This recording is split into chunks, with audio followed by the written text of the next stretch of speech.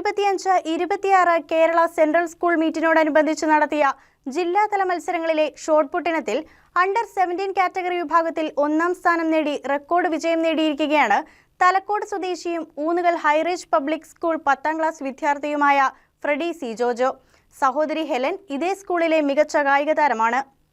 Kerala central school sports മീറ്റിൽ ഈ വർഷത്തെ കേരള സ്റ്റേറ്റ് സ്പോർട്സ് കൗൺസിൽ കോതമംഗലത്ത് MA കോളേജ് ഗ്രൗണ്ടിൽ നടത്തിയ ജില്ലാതല സ്കൂൾ മീറ്റ് 2025-26 മത്സരങ്ങളിലെ ഷോട്ട് പുട്ട് ഇനത്തിൽ അണ്ടർ 17 കാറ്റഗറിയിൽ റെക്കോർഡ് വിജയം കരസ്ഥമാക്കിയ കായിക താരവും ഊന്നുകൽ ഹൈറേഞ്ച് പബ്ലിക് സ്കൂളിലെ 10ാം ക്ലാസ് വിദ്യാർത്ഥിയുമായ ഫ്രെഡി സി ജോജോ സ്കൂളിനും നാട്ടുകാർക്കും അഭിമാന താരമായി മാറിയിരിക്കുകയാണ്. 13.29 മീറ്ററാണ് ഫ്രെഡി കവർ ചെയ്ത ദൂരം.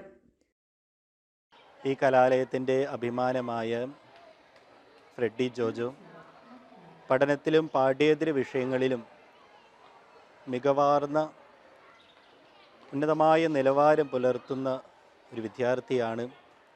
ഹൈറേഞ്ചിൻ്റെ കവാടത്തിൽ തലയുയർത്തി നിൽക്കുന്ന കലാലയമാണ് ഹൈറേഞ്ച് പബ്ലിക് സ്കൂൾ.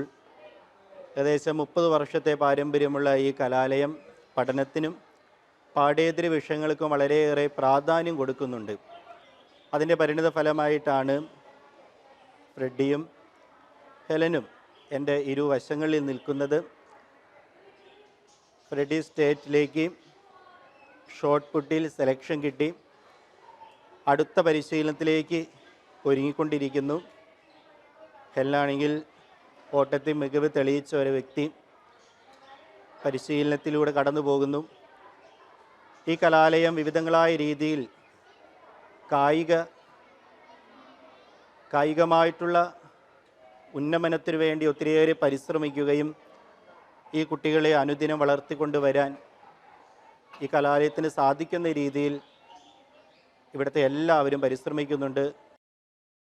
2ാം സ്ഥാനം നേടിയ മത്സരാർത്ഥിയെക്കാളും 3 മീറ്ററോളം ദൂരം അധികമെറിഞ്ഞാണ് ഫ്രെഡി റെക്കോർഡ് വിജയം കുറിച്ചത്. ഇതേ ഇനത്തിൽ തന്നെ കഴിഞ്ഞ വർഷത്തെ സ്റ്റേറ്റ് ലെവലിൽ നടത്തിയ മത്സരത്തിൽ ഫ്രെഡി 3ാം സ്ഥാനം കരസ്ഥമാക്കിയിരുന്നു. ദൂരം 10.72 മീറ്റർ. 2024 മധ്യപ്രദേശിലെ ഇൻഡോറിൽ വെച്ച് നടത്തപ്പെട്ട നാഷണൽ ത്രോബോൾ മത്സരത്തിലും കേരള ടീമിനു വേണ്ടി ഫ്രെഡി പങ്കെടുത്തിട്ടുണ്ട്. തലക്കോട് പുത്തൻകുരിശ് ചെറുവള്ളിൽ ജോജോ ഷെൽബി ദമ്പതികളുടെ 2ാമത്തെ മകനാണ് Freddy.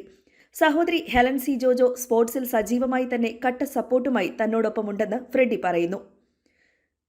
News desk KCV news.